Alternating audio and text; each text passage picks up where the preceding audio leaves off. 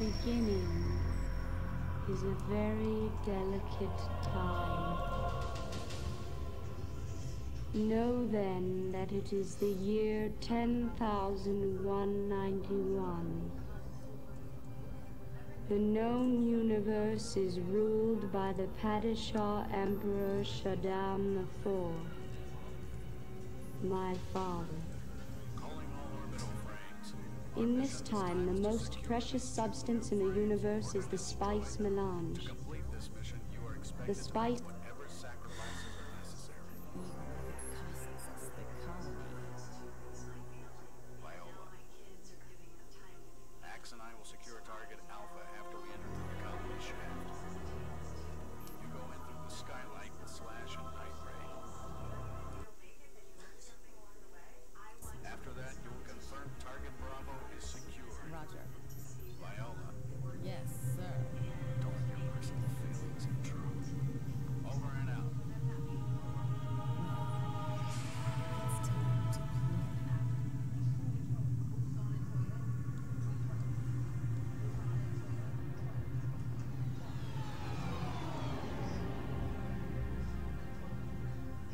Beginning is a very delicate time. Know then that it is the year 10,191. The known universe is ruled by the Padishah Emperor Shaddam IV, my father. In this time, the most precious substance in the universe is the spice melange. The spice extends life. The spice expands consciousness. The spice is vital to space travel. The Spacing Guild and its navigators, who the spice has mutated over 4,000 years, use the orange spice gas, which gives them the ability to fold space. That is, travel to any part of the universe without moving. Oh yes, I forgot to tell you. The spice exists on only one planet in the entire universe. A desolate, dry planet with vast deserts. Hidden away within the rocks of these deserts are a people known as the Fremen, who have long held a prophecy that a man would come, a Messiah, who would lead them to true freedom. The planet is Arrakis, also known as June.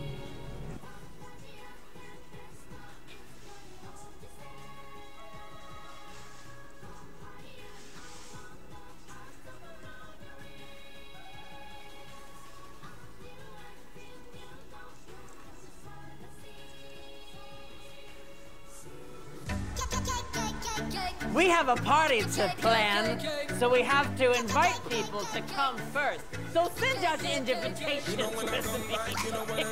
Invitations is the word.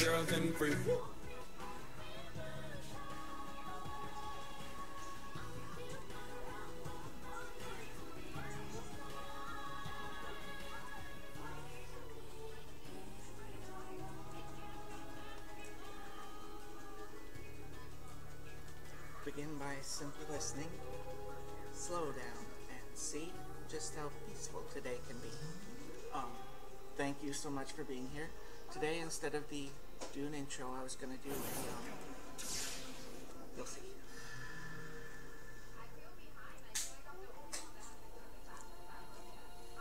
Alexa? Knock knock? Knock knock. Who's there? Banana. Banana who? Banana down front family banana. Banana. Come and go. You come and go. Oh, oh, oh.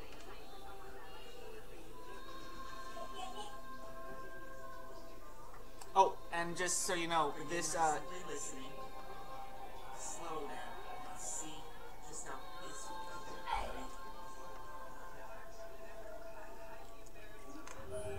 we begin by simply listening. Oh, slow and the plan for after the short just preview how peaceful today can be. Let's get started here. So.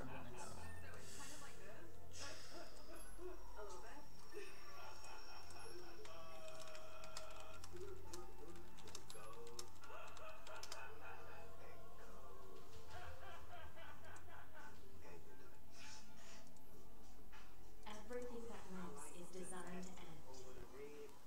We are perpetually trapped. Grover can tell you a fairy tale. I am so glad. We are going to have lots of fun. Now, you just get all comfy for listening. Ready? Good. Here we go. This story is on the feed, and it goes like... Hello there. I hear so your lovable little furry pal Grover can tell you a fairy tale. I am so glad. We are going to have lots of fun. Now, you just get all comfy for listening. Ready? Good. Here we go. This story is on the feed, and it goes like this. Oh, hi, Grover. What you doing? Oh, hello, Harry Monster. I am going to tell a fairy tale. Oh, boy. Of course, Harry. Just get comfy, and Grover will begin. Wait, now. Grover. Here comes Big Bird and up, you guys. Grover's gonna tell a fairy tale. Oh, goody. Me three. There are always wonderful things to count in fairy tales. Oh, yeah, we like fairy tales. All right, Great. you When are you going to start? Oh, get comfy and quiet. Grover will begin. Wait a second, Grover. There's some more people. Hey, everybody, come on. Grover's gonna tell a fairy tale. Fairy tales. What fairy tale is he going to tell? Okay, everybody. fairy tales. Oh, we love the one about the giant cookie. Hello? Okay, Grover, go ahead. Thank you. Once upon a time... Ah, shucks. What is the matter, Harry? I already heard that story. But how do you know? I barely got started. Well, you said once upon a time. Yeah? Now, the story I heard goes just like that. But Harry, lots and lots of fairy tales begin once upon a time. Oh, I didn't know that. Sorry, Grover. It's quite all right. Once upon a time, a sweet, lovable little princess was riding her horsey through the woods. She was galloping along, having a good time. Gallop, gallop, gallop, like that. When? Grover?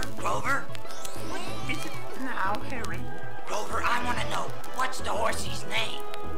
The horse's name is... Shirley. All right? May I continue now? Wait, Grover. What's the princess's name? Shirley.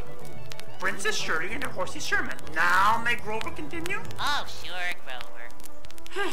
Thank you. Now, Shirley was galloping along on Sherman, having a wonderful time in the woods, looking at the trees and the bunny rabbits and the flowers and the birdies, when all of a sudden it started to rain, and it began to get darker and darker, and the wind began to blow, and there was thunder and lightning, and Princess Shirley told Sherman to carry her home as fast as he could. But it was no use. Poor Shirley and Sherman got lost. Poor Shirley. Finally, after a long time, when they were very wet and tired and all raggled and bedraggled from being out in the storm, they saw a light, and there was a great big castle that looked so nice and warm and cozy inside. They knocked at the door, and the queen who lived in the castle came and opened the door. Shirley said very politely, "We have got lost in the storm and need a place to stay for the night. May we please stay here?" "Oh, no," said the queen. "This castle is just for kings and queens and princesses and royal people like that." "But I am a princess," said Shirley. The queen laughed and said, "Oh, you are not a princess?" "Oh, I know I am all wet and raggled and bedraggled from the storm," said Shirley, "but I am still a princess. Please let us come in." "Oh, all right," said the queen. "I let you stay here tonight, but tomorrow you must scrub all the floors and wash all the dishes and rake the leaves in the yard and put clean newspaper in the birdcage." And she took them up and up and up to the very tippy-top of the castle, to the tiniest, dirtiest room they had ever seen. Boy, I don't like that old queen. I don't either. She's a meanie. Are you kidding? She's terrific. She's a regular grouch. She's letting that silly old princess sleep in the best room in the castle. We are getting to the most exciting part. The queen began to think to herself, "I must find out if this girl really is a princess, and I know just how to do it." So this is what the queen did. When Shirley and Sherman were in the bathroom brushing their teeth, she put a tiny little pea under the mattress in Shirley's bed. You see, she knew that if Shirley was a princess, she would have such delicate skin, she would feel that tiny little pea right through the mattress, and it would bother her and keep her awake all night. And sure enough, that is just what happened. Shirley did not sleep a wink all night. She tossed and turned and groaned and moaned, and came downstairs in the morning looking just awful with bags under her eyes and a terrible headache. "I did not sleep at all," she told the queen. "There was such a great big lump in my mattress." Well, the queen knew right away that Shirley really was a princess, and she said to her, "Now I know you really are a princess, and so of course you do not have to wash the dishes or rake the leaves, and you will marry my son, the handsome prince, and live happily ever after." And that is just what happened. The end. One wonderful fairy tale.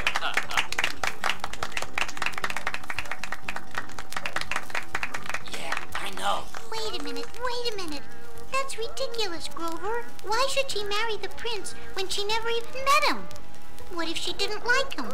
Why couldn't she just go back to her castle and ride her horse, or open a lemonade stand, or learn to read instead of getting married?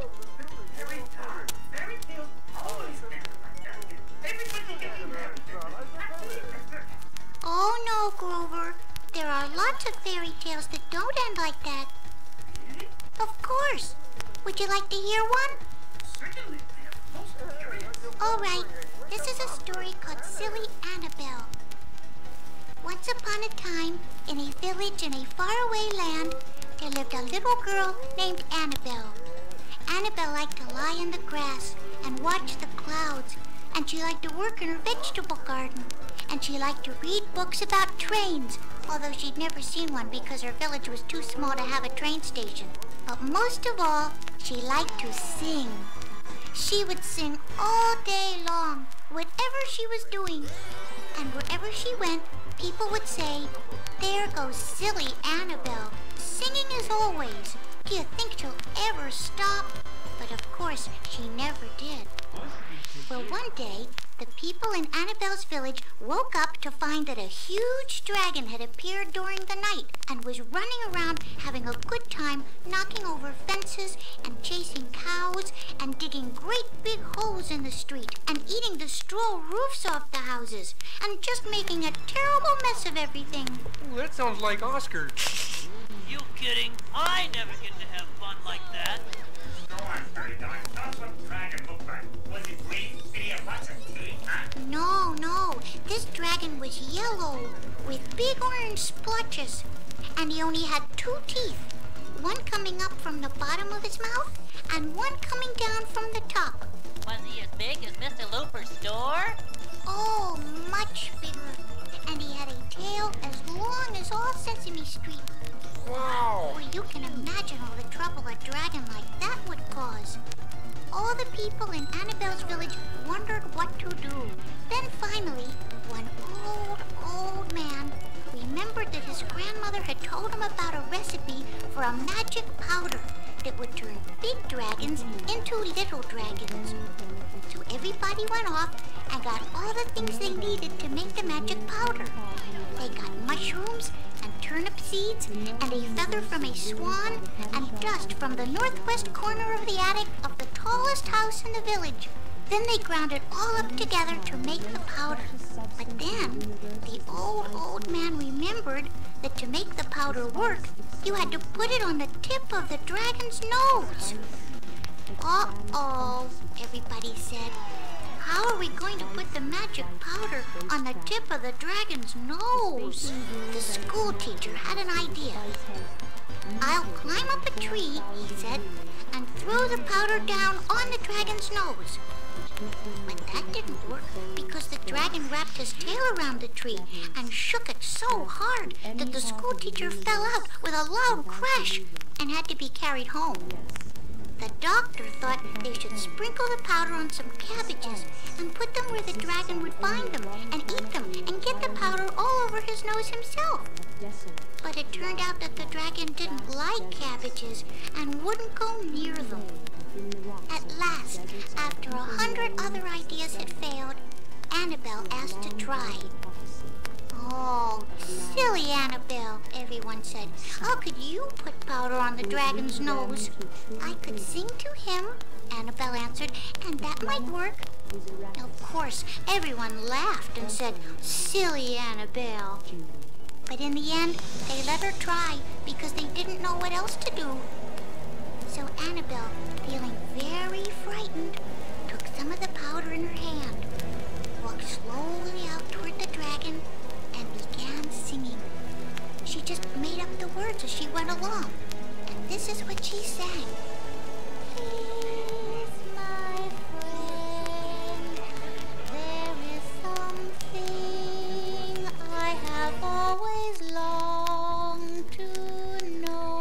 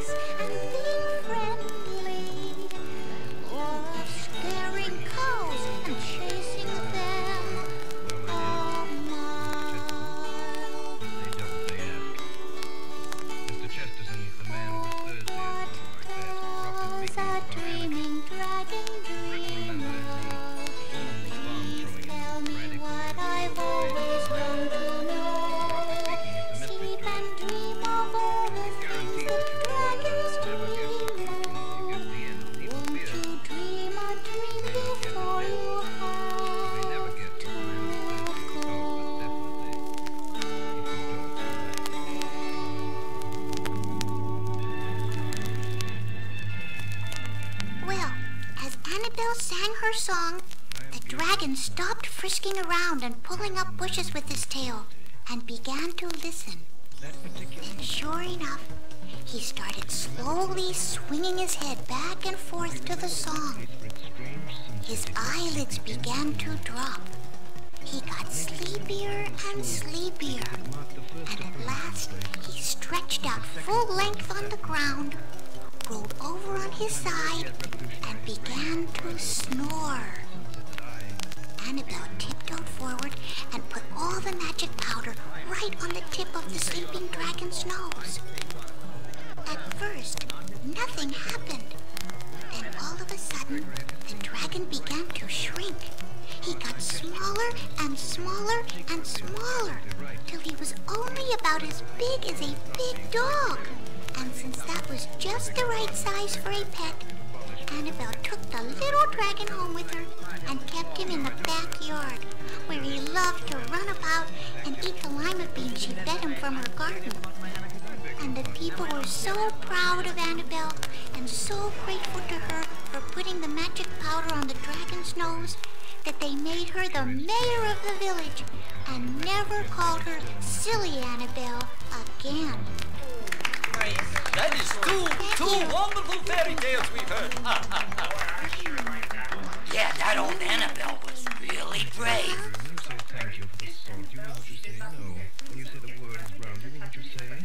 That's right. At least not in this story, Grover one. Oh, gee, thank you, Grover. Hey, Bert and I are okay? Sure, that way it'll be twice as bad. Quiet, Oscar. Go on, Ernie. Oh, just a second. Let me take out my gum. Where'll I put it? Oh, I know. I'll stick it right here next to me. Okay.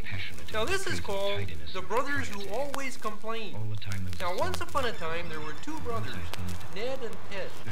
They lived together in a nice house on a nice farm with a goat and a cow and a horse. And a pigeon. Don't forget the pigeon, Ernie. Oh, sorry, Bert. And a pigeon. And they always had plenty of everything they needed. Wood for their fire, and warm clothes for the winter, and books to read. And oatmeal to eat. And don't forget the oatmeal, Ernie. Right, Bert. In fact, old Ned and Ted never had to worry at all. Everything was just peachy. But instead of being happy and thinking about how lucky they were, they complained all the time. Ted would complain that the neighbors down the road had a bigger, nicer house to live in. And Ned would complain that the neighbors across the road had more oatmeal to eat. And they both would complain about the neighbor at the bottom of the hill who had 2 goats and 2 cows and 2 horses. And 2 pigeons. It's not fair, said Ted. We should have a bigger, nicer house. It's not fair, said Ned. We should have a lot more oatmeal to eat. It's not fair, said Ned and Ted together. We should have 3 goats and 3 cows and 3 horses and 3 pigeons. And so, one night, Ned and Ted were sitting around in front of their cozy fire, just generally complaining that nothing was as nice or as big or as much or as many as it should be, when Ned said, if only we could just wish for what we want and have our wishes come true. And no sooner had Ned said that than there was a puff of smoke, and there appeared a magic little fairy-type person wearing tennis shoes and a pancake on her head. Ernie, that's not right. Who ever heard of a fairy wearing tennis shoes and a pancake? Fairies have wings and clothes that keep changing colors. Wings? And clothes that change colors? Well, that's ridiculous, Bert. Who's gonna believe that? Who's gonna believe a fairy wearing a pancake? Oh, I see fairies wearing pancakes all the time, Bert. And I see them with wings. So there. Well, this one has a pancake, Bert. Okay, but if she has a pancake, then she has to have wings. It's my fairy tale too, Ernie. Well, okay, I guess that's fair, Bert, old buddy. Let's do that part again. One night, Ned said, oh, if only we could just wish for what we want and have our wishes come true. And suddenly, there was a puff of smoke, and there was a fairy with wings and a pancake on her head. And she told Ned and Ted that she would give them 3 wishes. 1 wish for Ned, 1 wish for Ted, and 1 wish that they would have to make together. And she said that whatever they wished for would come true. Then she politely tipped her pancake, flapped her wings, and flew up the chimney. Ned and Ted were very excited, and they began to talk about what kind of house to wish for. And how much oatmeal. And how many cows and horses. And how many pigeons. And pretty soon they began to argue. because Ted wanted a big ranch house with lots of horses and cows and a rope to twirl. And Ned wanted an old castle with an iron gate and plenty of places for pigeons to build their nests. And Ned also wanted 1,000,000 bowls of plain oatmeal. But Ted liked his with raisins and cinnamon. So you can see that they had a lot to argue about. They argued all night. And finally, after arguing and arguing, they got very hungry because it was almost breakfast time. And without thinking, Ned said, "Boy, I'm hungry. I wish I had a bowl of plain oatmeal right now." And sure enough, as soon as he had said it, a bowl of plain oatmeal magically appeared before him. "You nincompoop!" shouted Ted. "Now look what you've done. You've wasted your whole wish for one stupid bowl of oatmeal. And it doesn't even have raisins and cinnamon in it. I wish that bowl of oatmeal were stuck to your head." And sure enough, as soon as Ted had said that, the bowl of oatmeal flew up and stuck to the top of Ned's head. And so they each had wasted a wish. And the only wish left was the one they had to make together. Ned tried and tried to pull the bowl of oatmeal off his head, but it wouldn't budge. Ted tried too, but he couldn't do it either. Finally, Ned said, "There is only one thing left to do. We will have to use our last wish to wish the bowl of oatmeal off my head."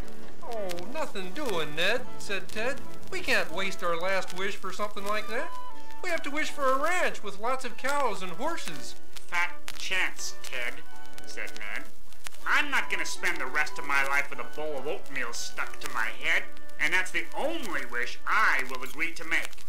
And Ned refused to talk about any wish except the wish that would get the bowl of oatmeal off his head. So Ted finally realized that his brother Ned would never change his mind, and there was nothing left to do but wish the bowl of oatmeal off his head. Just then the magic fairy appeared and asked if they were ready to make their last wish. "Yes," said Ned. "We want to wish this bowl of oatmeal off my head." "Yeah," said Ted. "We want to wish that bowl of oatmeal off old Ned's head." And sure enough, as soon as they had finished speaking, the bowl of oatmeal was off Ned's head. "Well, there you go," said the magic fairy. "Maybe that'll teach you guys a lesson. Don't start making wishes until you really have something to wish for." And she flew away up the chimney. Old Ted and Ned never saw her again, and they never complained for the rest of their lives either. The end. Oh no, rats, it isn't fair. I don't believe it. Why does this always happen to me? Hey, Bert, the story's over. You can stop complaining now. It's not for the story, Ernie. I sat in your chewing gum. Oh, that's okay, Bert. Don't worry. I've got some more. Swell. Hey, and when we get home, I'll help you get the gum off your pants. That is three wonderful. I love it. This is so much fun. I would even like to tell a fairy tale myself. May I? Oh, sure. Count. Go ahead. Oh boy, another story. I think I will tell the story of the 7 dwarfs and the 6 swans and the 12 dancing princesses and... Wait a minute, Count. You're mixing a whole bunch of stories up together. Yeah, Count. You're only supposed to tell one story at a time. Oh, well, all right then. I will tell the story of Goldilocks and the 23 bears. That's not right, Count. It's Goldilocks and the 3 bears. That's 23. Only 3? A measly 3 bears? Perhaps it's the abridged version. No, it's always been just 3 bears, Count. Rats and bats, it would have been much more fun with 23. But all right, Goldilocks and the 3 bears. Once upon a time. No, make that twice upon a time. No, that's 3 times upon a time. 4 times upon a time. 5 times upon a time. 6, 7, 8, 9 times. Don't count. Oh, excuse me, please. Sometimes it's very hard to stop. It's like the hiccups. I will start again. Once upon a time, there were 3 bears. A papa bear, a mama bear, and a little baby bear. And they lived in a house in the woods where they ate their porridge out of bowls. The papa bear the mama bear had a middle-sized porridge bowl. And the baby bear had a little tiny porridge bowl.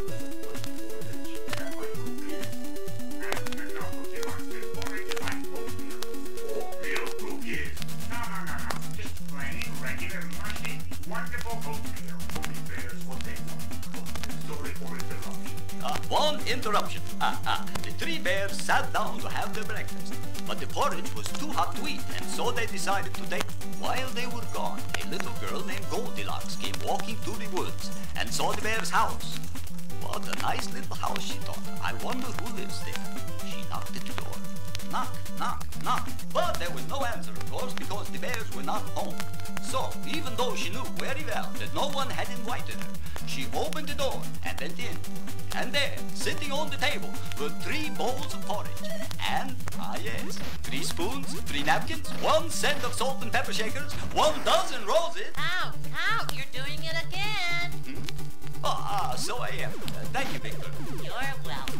To continue. Goldilocks tasted the porridge in the great big bowl. It was too hot. She tasted the porridge in the middle-sized bowl, but it was too cold. She tasted the porridge in the little tiny bowl, and it was chola. Then she saw 3 chairs. A great big chair, a middle-sized chair, and a little tiny chair. She sat in the great big chair. It was too hard, so she tried the middle-sized chair. It was too soft, so she tried the little tiny chair, and it was just right. But no sooner than she was all settled and cozy in the little tiny chair, broke into 100 pieces right under her. That's 1 piece, 2 pieces, 3, 4, 5, 6 pieces, Count, 7 count. pieces. Oh, sorry again, my friends. That was 2 times. Yeah, no, 3 times I got carried away. But who's counting? Now let me see. Yes. After the chair episode, Goldilocks thought she would lie down and take a nap. She went upstairs to the bedroom. There she saw a great big bed, a middle-sized bed, and a little tiny bed. She lay down on the great big bed, but it was too hard. She tried the middle-sized bed, and it was too soft. However, the little tiny bed felt just right, and she fell sound asleep. After a while, the 3 bears returned home from their walk. When the Papa Bear saw his porridge bowl, he said, "Who has been tasting my porridge?" The Mama Bear said, "Who has been tasting my porridge?" And the Baby Bear said, "Who has been tasting my porridge and eaten it all up?" Then the Papa Bear saw that someone had been sitting in his chair, and he said,